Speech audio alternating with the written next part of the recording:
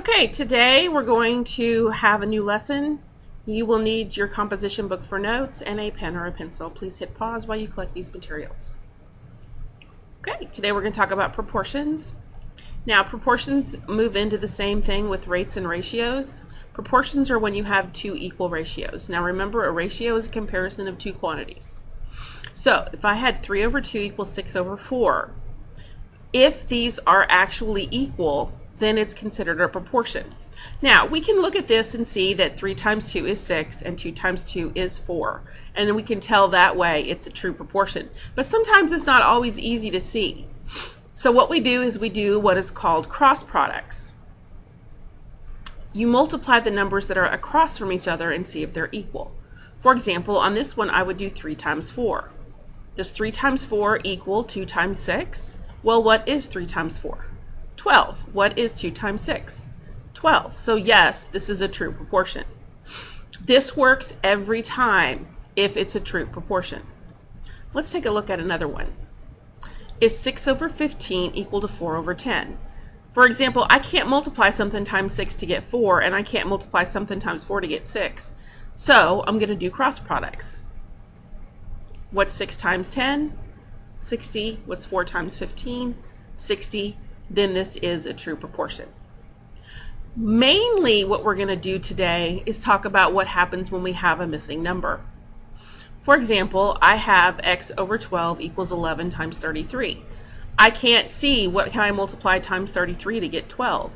So I do the same thing. I do cross products. And this is very important that you actually set this up correctly, because when you get into algebra next year, if you don't set these up correctly, you're not going to understand how to do complex rational expressions.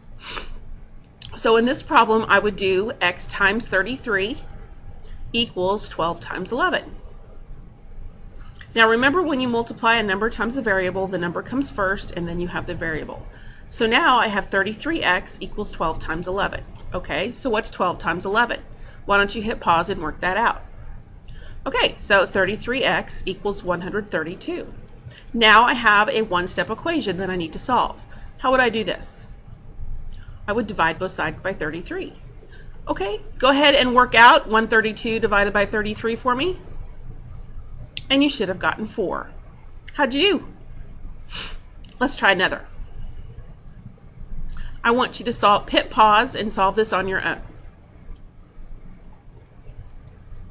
Okay, so I'm going to do 18 times 12 equals 27 times x. Remember, it doesn't matter what side the variable's on. Now I need to do 12 times 18. What'd you get when you multiplied 12 times 18? 216. Now what are you going to do? Divide both sides by 27. And you get x equals 8. How'd you do? Excellent. Okay, for this one, I want you to solve it in your notes and then bring it to class tomorrow, and we'll have it on our note quiz. The next thing we're going to talk about is dimensional analysis, and this is basically just reducing unit rates down to different unit rates. For example, I have a car traveling 60 miles on a road in 2 hours. How many feet per second was that car traveling? So I'm going to change my miles to feet and my hours to seconds. Now, you don't want to do this all at once because it becomes really hard and confusing. The first thing we're going to do is write our 60 miles in 2 hours. So if it's 60 miles in 2 hours, then it's 30 miles in 1 hour. Everybody see how I got that? So now let's change our hour to minutes. 30 miles in 1 hour would be 30 miles in 60 minutes. So now let's find out how many miles per minute. I would be finding a unit rate, so I would divide 30 by 60. What's 30 divided by 60? Half a mile per minute, or 0.5 of a mile. Now let's change our miles to feet. How many feet in a mile? 5,280. So half of that would be 2,640. So now I'm traveling 2,640 feet in 1 minute. Let's change the minutes to seconds. So then I would have 2,640 feet in 60 seconds. Find the unit rate and it would give me 44 feet in 1 second. Now, you could have also done everything at the beginning, and you could have changed 60 miles to feet, and that would have been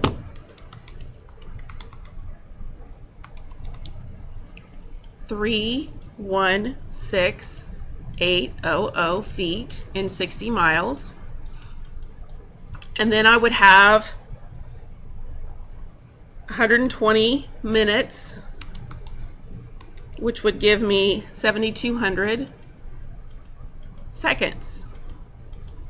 So then when I divide 316,800 divided by 7,200, I get 44 feet per second. Does it matter which way you do it? No, whichever way you're comfortable with.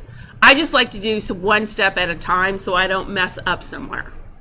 So what you're gonna do is solve this problem at home and bring it to class tomorrow, and then we will go over how you got this answer in class. That's it for today. We'll see you tomorrow.